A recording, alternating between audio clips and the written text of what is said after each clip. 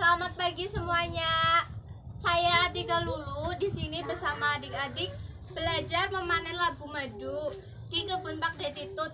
Di sini di gubuk Cawang Sewu.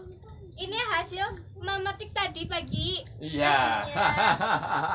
Memang sengaja aku membawa anak-anakku ini untuk berkunjung saja ke kebun labu madu yang sudah mulai saya panen dan semuanya memanen dengan baik. Ini labu madu yang bulat, ini labu madu ya, ini semuanya bahagia.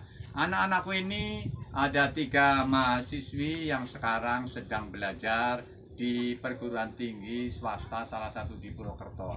Semoga kelak ke depan menjadi anak-anak yang bernasib baik dan ditakdirkan baik oleh Tuhan Yang Maha Esa. Dan semua anak-anakku ini mencintai alam Indonesia yang indah ini dan tetap semangat ke depan. Salam.